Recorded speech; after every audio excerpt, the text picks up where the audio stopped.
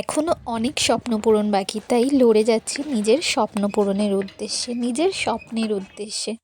মুখ দেখে আশা করি বুঝতেই পারছো দিনটা আমার জন্য খুব একটা ভালো ছিল না। আর তোমরা জানো কি না জানি না, প্রতিবার আমি বেরোনোর সময় যেই মানুষটা আমাকে রিকশায় করে নিয়ে যায় তিনি আর কেউ না, তিনি আমার বাবা। অনেকটা কষ্ট করে আমাকে বড় করেছে, আমাকে এবং দিদিকে। তাই কোনো একদিন যদি সেই কষ্টের দাম দিতে পারি, নিজের জীবনকে সার্থক মনে করব, সেই উদ্দেশ্যেই কাজ করে যাচ্ছি।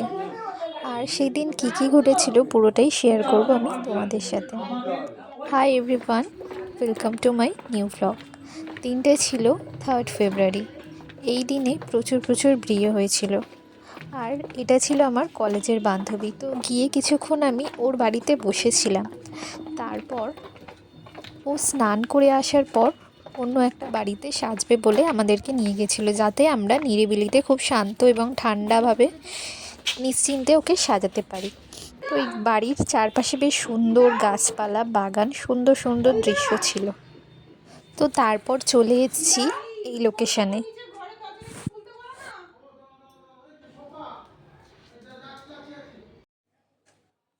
তো তারপর জিনিসপত্রগুলো সাজিয়ে বসেছিলাম, কখন ব্রাইড আসবে সেই অপেক্ষা করছিলাম। তারপর ফাইনালি অনেকক্ষণ বাদে ও কিন্তু এলো।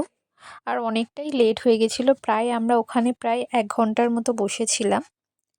তো এতটাই লেট হয়েছে, ও ফার্স্টে বলেছিল খুব তাড়াতাড়ি এসে যাবে, বাট তাড়াতাড়ি আর করে উঠতে পারিনি। 12টার সময় ওর সব রেডি হয়ে যাচ্ছিল। তো তোমরা ওর রিকোয়ারমেন্টগুলো শুনে নাও। সবাইকে, আজকে আমার ব্রাইড রেশমি। তো রেশমি বল, কীরকম কী লুক চাস আমার কাছ থেকে? যেরকম সাজাবি সেরকম, তোর উপরেই পুরোটা ছেড়ে দিয়েছি। ও বলেছিল 12টার মধ্যে ওর হালদি কমপ্লিট হয়ে যাবে, কিন্তু 3:30তেও আসছে ও। প্রত্যেকটা বিয়েতে এরকমই লেট হয়। যাই হোক, আসছি। তো এখনও অবধি বেশিরভাগ ব্রাইড আমাদেরকে কিন্তু বেশিরভাগ সময় বলে দেয় যে তোমার মতো করো। খুব কম ব্রাইড বলে যে এইরকম করতে হবে। আর কিছু কিছু ব্রাইড এটা বলে তোমার মতো করে দাও, যাতে ভিডিওতে তাদেরকে বেশি কথা না বলতে হয়, সেই কারণে। বাট এ তো একদমই ভীষণ শান্তশিষ্ট চুপচাপ একটা মেয়ে, তো পুরোটাই আমার উপরে ছেড়ে দিয়েছিল আর আমি আমার বেস্টটা দেওয়ার চেষ্টা করেছিলাম। আর সেদিন কী ঘটনা ঘটেছিল সেটাও শেয়ার করব তোমাদের সাথে। তো বেরোনোর সময় মুখটা দেখেই বুঝতে পেরেছো তোমরা, দিনটা খুব একটা ভালো ছিল না আমাদের জন্য। আর এই দিন ঘটে গেছিলো আমাদের সাথে একটা দুর্ঘটনা। তো আমার দাদু কয়েকদিন ধরেই অসুস্থ ছিলেন এবং হসপিটালে ভর্তি ছিলেন। তারপর সেই দিন খুব বাড়াবাড়ি অবস্থায় বিভিন্ন হসপিটাল থেকে তাকে ট্রান্সফার করতে হয়েছিল। তো ভীষণ টেনশনের মধ্যে এই কাজটা করেছি, বাট আমার মনে হয় আমার করা কাজের মধ্যে একটা বেস্ট কাজ কিন্তু এটাও ছিল। আর এই সিজনের যে কটা কাজ আমি করেছিলাম ভীষণ মাথায় টেনশন নিয়ে, প্রথম দিকে মা অসুস্থ ছিল, তারপর দাদুর এরকম একটা ঘটনা। তো প্রত্যেকটা মুহূর্তে ভয়ে থাকতাম যদি কোনো ফোন আসতো। তো তারপর কাজটা করে যখন আমরা বাড়ি গিয়ে পৌঁছেছি, তার কিছুক্ষণ বাদেই খবর এলো যে দাদু আর নেই। তো ফার্স্ট থেকেই জানতাম কিছু না কিছু ঘটে যেতে পারে, বাট ওটা আমরা একদমই এক্সপেক্ট করিনি। বাট আর্টিস্ট হলে যা হয়, আর্টিস্টকে সব রকম পরিস্থিতিতে সামাল দিয়ে কাজ করে যেতে হয়।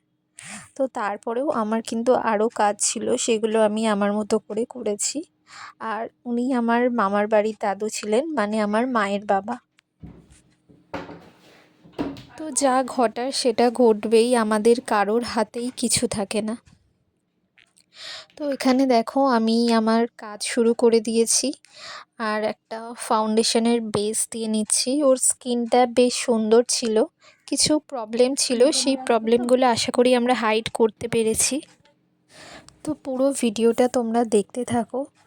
ওর ওখানে একটু লাইটের প্রবলেম হচ্ছিল, যেহেতু সারা দিন না খেয়ে একদমই শুকনোভাবে ছিল, তো ও খুবই টায়ার্ড ছিল, তাই আমি ওকে আর কিছু ডিস্টার্ব করিনি। সেই কারণে ওর মাথাটা একটু ঝুঁকিয়ে পিছন দিকে বসেছিল, যাতে ওর কমফর্ট ফিল হয়। কিন্তু আমাদের একটু কাজের অসুবিধা হচ্ছিল, কিছু করার নেই, কিছু কিছু সময় একটু অ্যাডজাস্ট করতে হয় যাতে ব্রাইড একটু ভালোভাবে ফ্রিলি মেকআপটা নিতে পারে। আর এই ব্রাইডে ছিল অ্যারেঞ্জ ম্যারেজ, যেহেতু আমার কলেজের বান্ধবী ছিল সেই কারণে একটু ফ্রিলি আমরা পুরো কাজটা করতে পেরেছি। আর মোটামুটি আমরা যা যা বলেছি বা যা যা করেছি ও প্রত্যেকটাতে সায় দিয়েছে আর প্রত্যেকটা অ্যাকসেপ্টও করেছে। তো সেটা আমাদের কাছে ভীষণ ভালো লাগছিল যে যখন আমাদের মনের মতো কাউকে সাজাতে পারি না, সত্যি কথা বলতে ভীষণ ভীষণ ভালো লাগে। আর প্রত্যেকটা জিনিস কিন্তু ও যা যা বিয়ের জন্য নিয়েছিল ভীষণই সুন্দর আর ভীষণ মানানসই প্রত্যেকটা জিনিস নিয়েছিল। তো ওটা দেখে আরও বেশি ভালো লাগছে। এমন অনেকে আছে কিছু মানে আমাদের সাথে কিছু আলোচনা না করে নিজেদের মতো করে সমস্তটা কিনে ফেলে বা অ্যারেঞ্জ করে ফেলে, তাতে কোনো প্রবলেম নেই, বাট জিনিসটা যদি মানানসই না হয় সেক্ষেত্রে একটু আমাদের আর কি খুব খারাপ লাগে যে প্রত্যেকটা জিনিস এত খরচ করে করার পর যদি জিনিসটা মানানসই না হয় দেখতে একদমই ভালো লাগে না। তো এখানে দেখো আমি লাইনার পরিয়ে নিচ্ছি, আর আমার মনে হয়েছে এই ব্রাইডকে আমি সবথেকে সুন্দর লাইনার পরিয়েছি। তোমাদের কেমন লাগলো সেটা কিন্তু অবশ্যই জানিও। আর যারা যারা বুক করতে চাইছো ব্রাইডাল, তারা বুক করতে পারো। ভিডিওটা ছাড়তে অনেকটাই দেরি হলো, সেই সময় এমন কিছু ঘটনা ঘটে গেছিলো, তোমাদের সাথে পুরোটাই শেয়ার করলাম, সেই কারণের জন্য ঠিক টাইমে ছাড়তে পারিনি। আর লাইনারটা আমি দুদিক দেখে নিচ্ছি যে ঠিকঠাক হচ্ছে কি না। লাইনার পরানোর সময় মেকআপ আর্টিস্টদের কিন্তু এই জিনিসটা খুব ভালো মতো খেয়াল রাখতে হয়, নয়তো পুরো ফেসের স্ট্রাকচারটাই বদলে যায় ওই লাইনারের জন্য, কীরকম একটা অদ্ভুত রকম দেখতে লাগে। তো এখানে দেখো ব্লাশ দিয়ে নিচ্ছি, আর ও ভীষণ ভীষণ কোঅপারেটিভ, মানে আমরা যা যা করেছি প্রত্যেকটা ভীষণভাবে ও সাপোর্ট করেছে, সাথ দিয়েছে, যেটা আমাদের ভীষণই ভালো লেগেছে। দেন হাইলাইটারটা আমরা দিয়ে নিচ্ছি। তো ওভারঅল লুকটা কমপ্লিট করার পর ওর ফেসটা কিন্তু খুব সুন্দর গ্লো করছিল, বাট দুর্ভাগ্যবশত ওর বিয়ের একটাও ফটো আমরা হাতে পাইনি, যেটুকু আমরা তুলেছিলাম আমাদের ক্যামেরাতে ফোনে সেইটুকুই ছিল।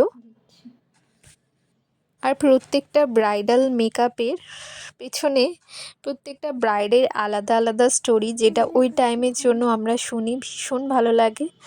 আর একটা জিনিস কিন্তু আমরা নোটিস করি যে ব্রাইড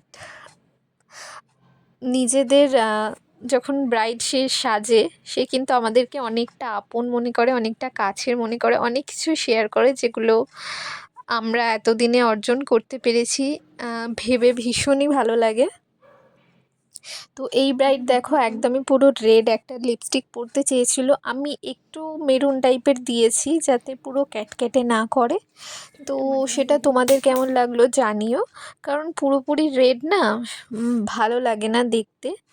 আর এখানে যে পুরোপুরি রেড দেখাচ্ছে, বাট লিপস্টিকটা এতটাও রেড ছিল না, ক্যামেরাতে একটু অন্যরকম সব কিছুই দেখায়, বাট সামনাসামনি ভীষণ সুন্দর লাগছিল ওকে, পুরো একদম লক্ষ্মী প্রতিমার মতো। আর এই মুকুটটা কিন্তু দারুণ সুন্দর নিয়েছে, পুরোটা মিশো থেকে নিয়েছে মুকুটটা, জাস্ট 10 দিন আগেই অর্ডার করেছিল। আর ওর ওভারঅল জুয়েলারি, শাড়ি, গয়না সবটাই ভীষণ সুন্দর ছিল, আমার খুবই পছন্দ হয়েছে। তোমাদের কেমন লাগলো তোমরা কিন্তু অবশ্যই জানিও। আর ভিডিওটা ভালো লাগলে লাইক, কমেন্ট, শেয়ার আর সাবস্ক্রাইব করতে একদমই ভুলো না। 26 এবং 27-এর ব্রাইডাল বুকিং ওপেন আছে, যারা যারা বুক করতে চাইছো করতে পারো, বোথ সাইডের ক্ষেত্রে স্পেশাল ডিসকাউন্ট আছে। ওর মুখ থেকে রিভিউটা শুনে নাও। খুব ভালো লেগেছে, আমি ওকে বলেছিলাম যে ওর মনের মতো করে সাজিয়ে দিতে, তো খুব ভালো লেগেছে। Thank you. তো কিছু ফটো আর ভিডিও নেওয়ার জন্য ওর সাথে ওর ভেন্যুতে চলে গিয়েছিলাম।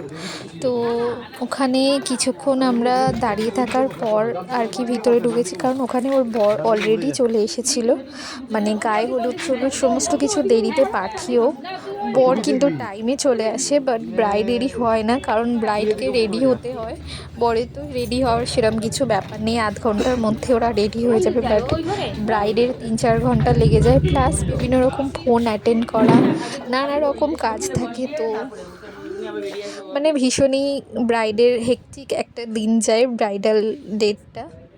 তো দেখো ওকে কেমন লাগছে জানিও, যদি এখানে একটু আলো ছিল না, তো তারপরেও আমাকে একটা ছোট্ট রিকোয়েস্ট করেছিল যে ওকে একটু আলতাটা পরিয়ে দেওয়ার জন্য। তাই আমি একটু আলতা পরিয়ে দিয়েছিলাম। তো কারণ বিয়েতে আলতা পরতে হয়, তো এত ব্যস্ততার মাঝে ওরা টাইমই পায় না। তো তোমরা জানিও কেমন লাগলো, সবাই ভালো থেকো, টাটা।